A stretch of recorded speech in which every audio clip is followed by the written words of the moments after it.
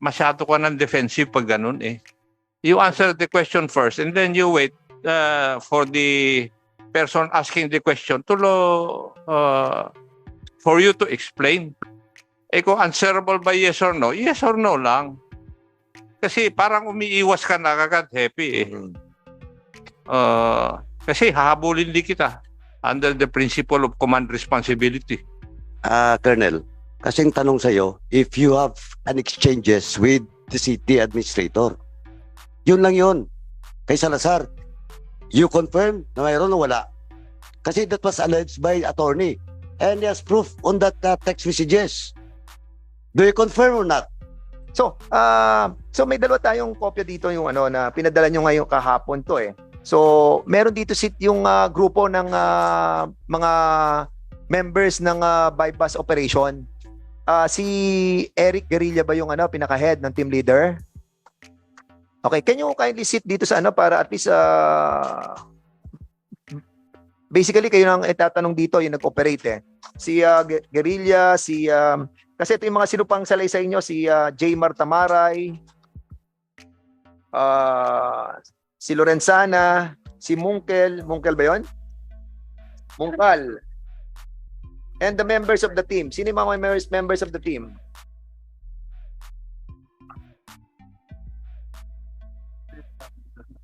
Si Abuenga. Yan. Sige. Mr. Chairman. Yes, Congressman Mr. Chairman, baka makalimutan nga, before we proceed with the questions on the operating troops, Mr. Chairman, have we invited the owner of the 7-Eleven or the management 7-Eleven?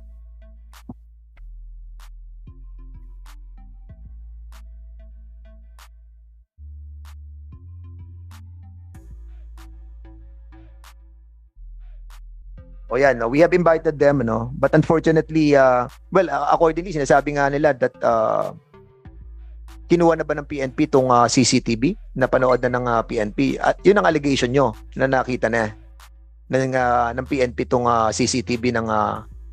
Actually, ang nakakita lang po ay si Colonel at saka yung aide niya. No. What I'm talking about is the 7-Eleven CCTV. Na-review nga daw po nung branch manager. Na-review na niya to. And it appears po na nasa record po nila. Kaya lang po, medyo nahirapan po akong kunin dahil ini-insist po nila na only the police can request. Okay, so Congressman Anyway, Mr. Chairman, since due process has been given to the owner and management of 7-Eleven, and in today's hearing, they are not present today. So, Mr. Chairman, I respectfully move to issue a subpoena at testificandum to the yes, we will management and owner of the 7-Eleven. So move. Okay, there's a motion that we will be issuing a subpoena duly seconded for the 7-Eleven management, Duces Tecum and also Duces Despicantandum, no? Despicandum. Sige. Okay, any objection? Hearing none, the said motion is now approved. Okay, so tapos na si Mr. Tony Kilaw. We will be asking yung team members, no? I'll be starting the line of questioning, then after our members can ask as well. So yung kasi nandito sa sinumpang salaysay nyo nung binabasa ko ngayon, 718 yung nahuli. Doon kayo doon yung sila na-apprehend. But according to the salaysay ng mga Kilaw ay alas 4 pa lamang apprehended na. So Can you kindly answer, Patrolman Jaymar Tamaray, kayo may mga sinumpaan dito, si Guerrilla sa Lorenzana. Asan si Tamaray muna? Yes, Tamaray. So, can you kindly confirm the veracity of your report in spite of the fact that we have the CCTV? Good morning. I would like to remind each and every one of us in here, please, reminder na to sa lahat. Please observe honesty, and truthfulness of your statements, We don't want to, again, a reminder, ayaw namin gumawa ng mga bagay na hindi nyo magugustuhan. So, be truthful lang po, sige, go ahead, Patrolman Tamaray. Good morning po, Your Honor. Your Honor, yung naganap pong bypass, Your Honor, is nung 3:45 PM ng May 18, 2023, may isang impormante po nagsabi sa akin na may nagaganap daw pong bentahan ng illegal na droga sa Putol, Quezon Street, Barangay Cuyab, San Pedro City, Laguna. At yun po ay aking pinaalam sa aking team leader na si Police Staff Sergeant Andy Hirilla. 5 yun, no? Yes, yes, Your Sinasabi Honor. mo. And then after, dito sa affidavit nyo, 4:22 ng hapon, ay nakipag-coordinate na kayo sa PIDEA. And then after that, 7:03, nagkasama-sama na kayo doon sa area, pumunta na kayo sa Cuyab. I know this place because I've been a congressman for 9 years sa Cuyab. At alam ko yung pasikot-sikot sa Putol sa San Antonio. At 7:03, from the station, saan kayo nanggaling dito? Sa police station sa Plaza or sa Pasita? Sa main station po.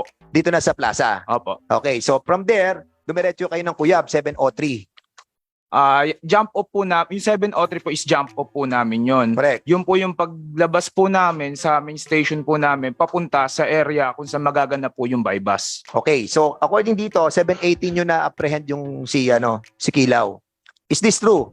Yes, Your Honor. So 7:18. So 15 minutes from the area, pumunta kayo doon. 7:18, nahuli nyo na. Yes, Your Honor. And according to sa accused, saka yun sa kapatid, saka sa anak, ay alas 4 pa lang ay nasa inyo na yung tao. Sige, go ahead, Mr. Tony Kilaw. Sir, more or less po is mga 1:40 in the afternoon. Okay, so mga 1 p.m., mga gano 1 to 2 p.m., hawak nyo na yung tao. So, will you confirm or deny this? I deny this, Your Honor. So, again, you're under oath, Tamaray. So, pinasisinungalingan mo yung sinasabi nila in spite of the fact that meron tayong CCTV na pinakikita. Yes, Your Honor. And this was confirmed by Colonel Legend na pinakita at in-identify yung mga tao. In-identify kayo. Colonel Legend. Sir, I would deny, sir. I didn't identify the person, sir. It's the statement of Sir Tony Kilaw, sir, that one of my aide, and I don't remember, sir, kung sino yung sinasabi ni Sir Tony Kilaw, sir. But then on my part, sir, I didn't mention names of So yung aide mo because, po ang nag-identify. I would deny, sir, na nagsabi yung aide. And who's the aide na sinasabi po ni... So, Mr. Tony Kilaw, yung bang sinasabi mong nag-identify ng mga taong nandito sa CCTV ay kilala mo? Pag makikita ko po ng personal, siguro po ma-identify ko. I refute the statement of the good Hepe kasi po may witness po ako na sinasabi niya yung mga pangalan at saka Okay. niya. And even, well, you were mentioning hindi the name of the Mayor Art Mercado. Yes, Your He Honor. was there. Yes, Your Honor. Okay. And Who was there? Attorney Albiar, Your Honor, and a retired commissioner na Okay, we will be attorney. inviting them over as well, no? Yeah. Sa next hearing para Yes, makita Your Honor. natin yung veracity. So, okay, si Tamaray, sinasabi mo walang nangyaring ganito, no? Na sinasabi nila, tama? Yes po, Okay, Yes po, Your Honor. susunod si Mungkal. Mungkal ba yun? Lorenzana. Okay, Lorenzana. So, you are sticking also with the affidavit that you have filed, right? Yes, Your Honor. So, you are under oath. Again, you're all under oath. Yes po, Ah. Your Honor. At lahat ng na sinasabi nyo dito na 7:18 nyo nahuli yung tao. Yes po, Your Honor. At sa matter of fact, yung sinasabi nila na 1:30 pa lang hanggang alas 2, hawak nyo na raw yung tao. Ayun yung sinasabi nila and at the same time, nakikita natin sa CCTV. Okay, so you stick with your story. Yes, Your Honor. Okay, si Mungkal na lang. Mungkal. Kasi ito may mga affidavit eh.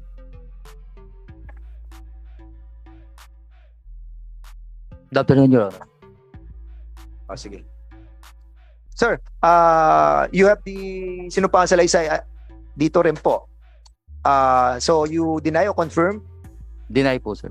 Dinideny mo rin Yes. itong at hindi nangyari itong sinasabi nila. Yes, Your Honor. At itong CCTV, walang katotohanan. Yes, Your Honor. Okay. Sige. Alright. Si Guerrilla ba yun? Guerrilla? The head of the team? Sige, Guerrilla. Yes, Your Honor. You deny as well. Yes, Your Honor. Okay, dinideny din po ninyo. Okay. So siguro ang tanong ko na lang kay Louie. Louie, sinabi mo kanina ikaw yung nandun sa yung lumabas. Kitang-kita naman yung mukha mo nung lumabas ka doon. Ikaw 'yon. So, umalis ka. Nakita namin, umalis ka. Tapos bumalik ka, naka-hood ka na eh. Yes, Your Honor. Oh, so sino yung kung nakita namin naipit ka eh. Ando sa CCTV eh. Sino yung naandong dalawang sinasabi niyong pulis na naipit ka sa gitna? Sino yun? Sir, nung nandun po ako sa may 7-Eleven bago po kami umalis sa San Antonio, yung pagkakaipit po nila sa akin is hindi naman po ako makatingin sa kanila, sir. Merong speak louder please. Ito po yung jacket na suit-suit. Yung mic mo. Pakipatay yung kay yung sa kapatid mo ba si Tony? Hello. Pakipatay yung isa. Sige. Ito po yung jacket na suit ko noon. Tapos, parati po nilang hinihila yung meron po itong tali. Tapos pag hinilap mo po yung tali, bababa siya. Pakitaas mo nga yung jacket mo para makita natin. Yan. Ito po yun, Honor. Meron po siyang hood. At saka meron siyang... Meron. Wala, kinuha sa jail. Yung pong tali po niya nawala na po. Pero may tali po yan. Pag Anyway, hinilap po yung tali. to cut the story short, ma-identify mo yung dalawa na kumuha sa iyo sa sa mga kasama natin sa PNP. Can you kindly show the video yung para makita po natin? Actually, sir, medyo nalilito po ako sa kanila kasi malayo po. Tapos, sabi ko nga po kanina, ngayon, nung pumasok po sila, kanina lang po ako nagkamero ng rights para tingnan ko po yung mukha nila. Hindi ko po masyadong ma-identify sila eh. Medyo malabo po yung mata ko, sir, sa malayo eh. Hindi ko po sila masyadong makita Okay, sa ngayon. kanina may binabanggit ka kasi may nabanggit ka Mr. Kilaw that you texted your sister with regards doon sa para tulungan kayo sa ni admin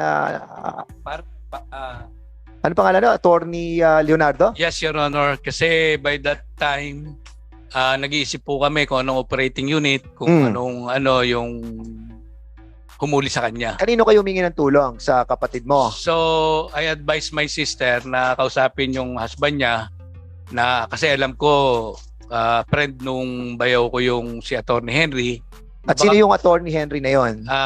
He is the kasalukuyang City Administrator of San Pedro. Okay, so yung City Administrator kausap ng bayaw mo? Ng bayaw ko po. Attorney ano siya? Attorney Oliver Leonardo, Your Honor. Attorney Leonardo. Yes, Attorney Your Leonardo, can you kindly state on this committee yung pong authenticity and veracity of the statement of Mr. Kilaw regarding dun sa pag-text? Anong oras ka nag-text, Tony? Anong oras ka nag-text sa kapatid mo?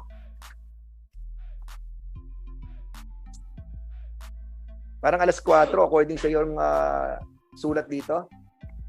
Your Honor, hindi ko na po in-indicate yung time. But pwede ko pong i-retrieve sa cellphone ko. Sandali. Sinabit nyo sa akin yung kahapon. Like, ayan.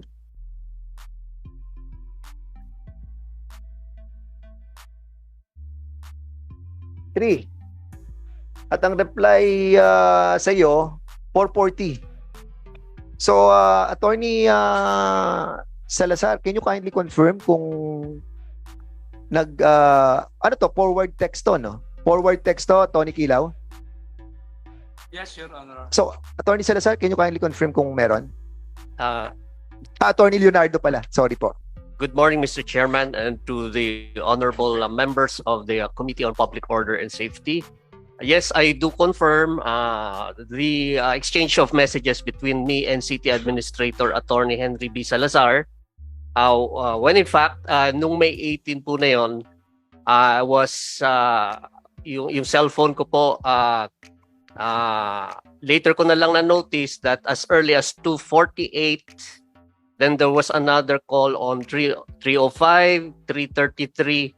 I was able to talk only to my wife at close to 4, maybe 3:58. Ang message is that my brother-in-law was picked up by the police. We don't know yet the circumstances.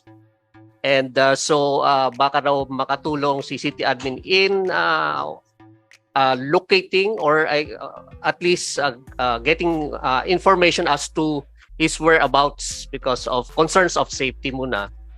And I was able to call Attorney Salazar 4:02. I told the name of my brother-in-law, Louis Franco Kilao, and nung 4:10 PM pa lang siya nag-message,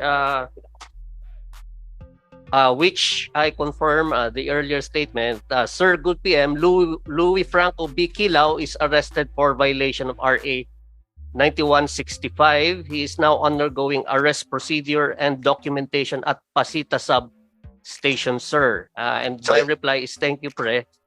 And then there's another message coming from Attorney Salazar.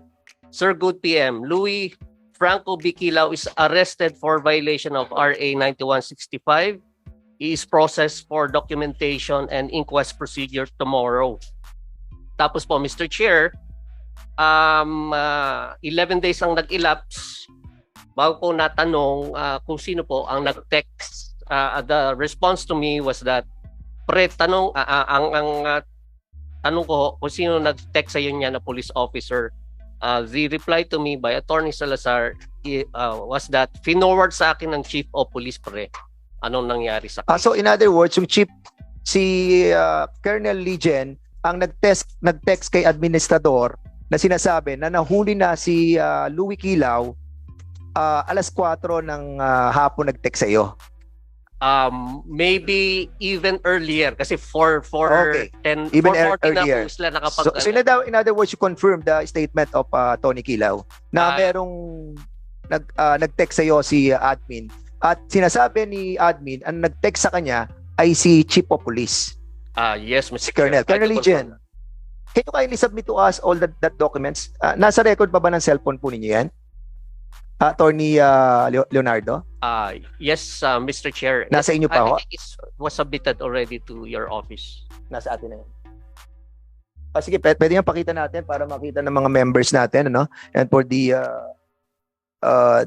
appreciation of all the resource speakers. So meron tayong meron? Asan? Pakita natin. So yung text na yon na nagsasabi na alas 4, sinasabi ni Chief of Police, nasa kanila na yung tao. Tingnan muna natin. Gusto ko makita. Andiyan ba? At any rate, Colonel Ligen, nag-text ka raw kay Administrador Salazar. Salazar ba? Na nasa inyo na yung tao. Sir, it's a subject for confirmation and verification, sir. Paano explain po, Mr. Chair. Colonel. Paano subject of sige, Mr. Chair. explain mo muna. Yes, sir. Oo. That time, sir, around 4:30, sir, meron na kaming sa PDEA, sir, PDEA sa coordination confirmation na coordination namin, sir, na ang subject for operation is si Tony Kilao. Si Louis Kilao. Yes, so sinasabi mo yung sa affidavit ninyo, na sinasabi ninyo sa affidavit ninyo, subjected na siya nung alas 4 at kumuha kayo ng go signal sa PDEA at binigyan naman kayo ng go signal. But according to sa sinasabi niya, 4:40 pa lamang ay he is arrested already. Ito, nakuha ko na yung Louis Franco Kilao is arrested for violation of Republic Act 9165. Arrested na, Colonel. So kung arrested na, bakit ang sinasabi mo nga subjected pa lamang siya? Chairman, Okay, before Congressman Paduano, Congressman Akop, are you saying something? O kung wala, si Paduano na ang sasabihin natin. Ako sabi natin. I would just Sige. I would just like to remind the resource persons to answer the question. Huwag po silang mag-explain kaagad kasi masama pong tignan yun dahil masyado ka ng defensive pag ganun eh. You answer the question first and then you wait for the person asking the question for you to explain. Eh kung answerable by yes or no lang. Kasi parang umiiwas ka na agad, happy eh. Kasi hahabulin din kita under the principle of command responsibility. Yun ang line of questioning ko sa iyo. Okay, thank you so much for that reminder, Congressman Akop. Congressman Paduano, where you were saying something. Just to add to the point raised by the Chairman Akop. Colonel, kasing tanong sa iyo, if you have an exchanges with the city administrator, yun lang yun. Kay Salazar, you confirm na mayroon o wala. Kasi that was alleged by attorney. And he has proof on that text messages. Do you confirm or not? Yes, sir. We have a conversation. So Yun lang. meron kayong exchanges. At kino-confirm mo rin na binanggit mo tong tinext ni attorney Leonardo na he is arrested. Yes or no? Yun lang naman eh. Kasi makikita rin naman natin doon sa text nila eh. At si Attorney Salazar, I think he's around already. So, he will be confirming or denying it. So, ikaw rin may ipit dito, Colonel. So, be truthful. Again, I would like to remind nga kayo, be truthful lang. No? Maging honest po tayo sa ating mga sinasabi dito. Kasi, mabigat tong magiging problema mo, Colonel, kapag hindi mo sinabi sa amin ang katotohanan. Sabihin mo na sa amin kung talagang binanggit mo yun na he is arrested already. Yun lang naman, Colonel Legion. Sinex mo ba kay Atty. Salazar? Sir, ang ibig ko Yes po, or no lang? Yes or no? may exchanges po kami ng text message, sir. At ito, sinabi mo to. Medyo may nagkamali po ako dyan, sir. Kasi dun sa Paano ka nagkamali? Ganito, Chairman, just to interject. Ganito lang, sagutin mo Sige, lang. go ahead. Bago ko mag-explain, nagkamali ka, sagutin mo, is it true and correct? yes, sir. We have a That conversation. Second is it correct that was the conversation between you and Atty. Salazar? Bago mag-explain na mali ka, nagkamali ka.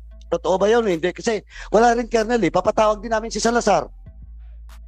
And I warn you, pag pinatawag namin si Salazar, kinonfirm na yun ang text messages nyo, and you're lying in this committee, I will cite you in contempt.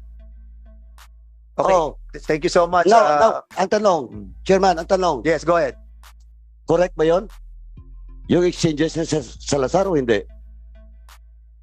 Correct yun, sir. Oh, thank Okay, you, so, Chairman. alright. Maraming salamat, Congressman Paduano. That's the reason why we are reminding you in a peaceful manner, Colonel Legion. As much as possible, I want to make this in a peaceful manner para hindi na natin nakikita yung emosyon ng mga congressman na narito. Gusto ko sabihin nyo yung totoo. Kanina nandun tayo sa opisina, sinabi ko sa inyo. Di ba? Kasi congressman nyo ako dun dati 9 years ako dyan sa San Pedro Sabi ko, be truthful. Be honest. Kasi we will find out the veracity of your statements here. Lalabas at lalabas yan. And I wanted it in a peaceful manner para hindi na nagre-react yung ating mga kasamang congressman. But now that you have confirmed that you have stated this true text sa iyong administrador at pinasa kay Attorney Leonardo. So, ang ibig sabihin, mali yung kinonduct nyong operation. Dahil nahuli nyo ng 1:36 PM pa lang, ng 1:36 PM pa lamang, pero according sa affidavit, 7:18 ay huli na sila. Ay 7:18 pa lamang sila nahuli. And that's the reason why etong mga pulis na to, sila yung team leader si Andy Garilla, lahat kayo pwede namin pakulong ngayon. Bakit? Nagsinungaling kayo Sinasabi ng happy nyo, arrested na 4:00 pa lang ng hapon. Pero dito, sinasabi nyo sa affidavit ninyo 7:18 nyo nahuli yung tao. And that's constitute a crime. Hindi lamang yun ang aabutin nyo dito.